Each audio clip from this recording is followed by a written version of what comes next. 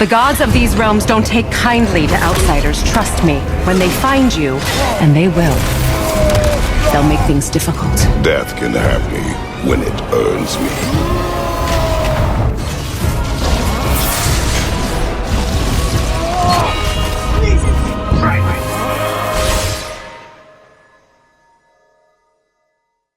God of War 2018 and Ragnarok were very successful games, but they did something very special. They set up so many different mythologies, expanding the world and our understanding of God of War.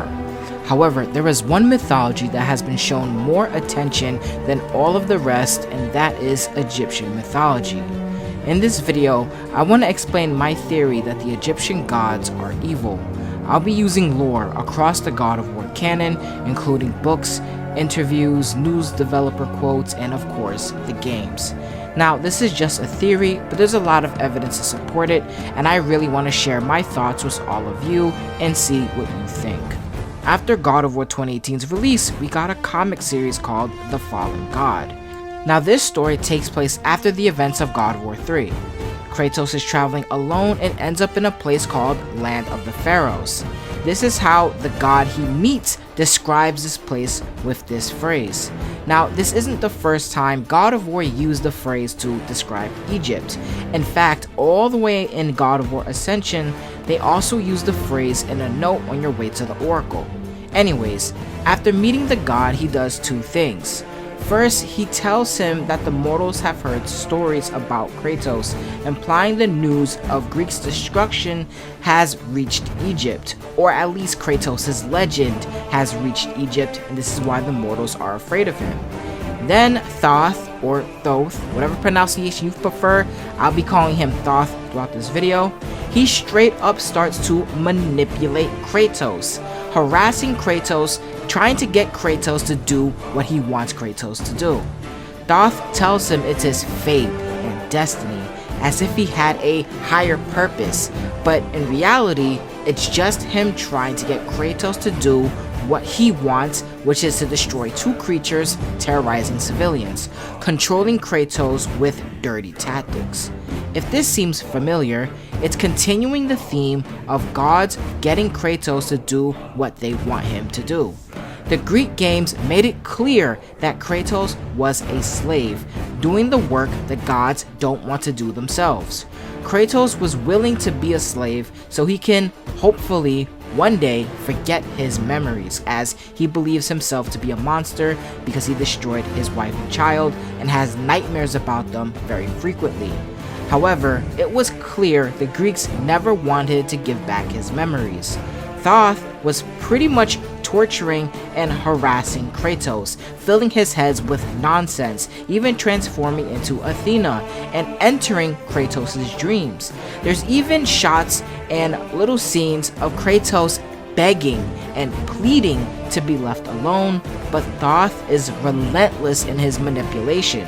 Kratos looked so pathetic in some of these moments to show the reader how far he has fallen.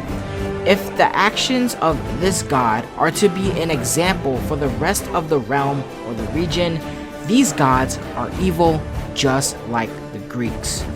It seems like there was a bigger plan for Egyptians and their struggle against Kratos. But would you be surprised if I told you God of War 2018 almost took place in Egypt instead of Norse mythology? And over the years, we have learned some information about what was going on inside of Santa Monica Studios. First off, God of War 2018 could have been a completely different game with a whole different setting. There was a debate if they should take the series to Egypt or Norse mythology. Half of the team wanted Egypt and the other half did not. Ultimately, it was Cory Barlog who chose the Norse mythology setting. You can pause the video right now to see these screenshots going past your screen, or you can simply click the link in the description, but these are images that all source the story and pretty much Cory describing what was going on. During the debate, concept art was made as it shows Kratos and Atreus fighting Egyptian creatures. Here it is on your screen now. You can also find an entire cutscene of Kratos in a cave in Egypt In the documentary Raising Kratos, you can actually watch the cutscene as well as Cory Barlog commentating over it. I'll leave a link to that in the description. It seems like there was a lot planned for the Egyptian setting of God of War. From the comics and the cutscene and the concept art, all this combined shows that there was a big push for Egyptian mythology that we've never actually seen before. And for there to be a big push, they must have been talking about some villains or some plot points that have completely gone to waste. But if it was there at some point, there's a chance that we can see this stuff in the future, like the Fallen God comic book, a god manipulating Kratos. But with that being said, let's move on to God of War 2018 and God of War Ragnarok to some of the lines in the game. In God of War 2018, while in Tyr's treasure room, you can see a bunch of items around, including some Egyptian figures, such as an Ankh on the table and some other things in the background. But what's very interesting about this scene is that Atreus straight up asks Mimir if there are good gods in Egypt, and he straight up says it's not that simple. Do gods live there? Oh my, yes. Many gods. Good or bad? And not as simple as that, I'm afraid. I believe this is Mimir not wanting to tell Atreus that no, there aren't good gods there, but there's multiple ways to interpret this. Perhaps what the gods do can be considered evil, but perhaps there's a bigger reason. We've seen this similar in characters like Baldur, for example, a god who's being manipulated by his father and was lied to and cursed by Freya, his mother, and he did some pretty bad things, but he was only doing it because of circumstance. And perhaps that's what we're hearing about Egypt. But the fact is, whether it be circumstance or not, he did not answer that there are good gods, so we can only assume that there are evil gods over there as well. And we also have the Codex entry from God of War Ragnarok. In the game, there's a side quest, and on this side quest, you have to find these items that go to different mythologies. When looking at the Egyptian item, it says that the Egyptian gods basically rule with peace, but then it adds the line that you shouldn't believe gossip, especially when it comes to gods.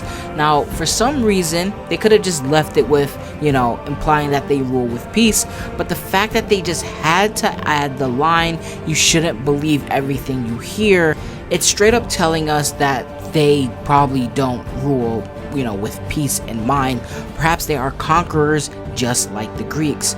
But the fact that a huge hint on Egyptian culture, again, they didn't give this love to any other mythologies to this scale, there is a lot of details that they're really pushing with these two pieces of information that I gave you. Mimir refusing to say that there are good gods there, or this line of dialogue that says that they're nice gods, but then instantly turns its back and says you shouldn't believe everything you hear, causing the player to really doubt if they're actually good or evil.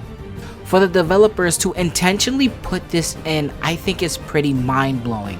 The fact that they're straight up telling us that the Egyptians are bad gods, that they're not good gods, Mimir refusing to answer the question, I think that all of these intentional drops are mind-blowing.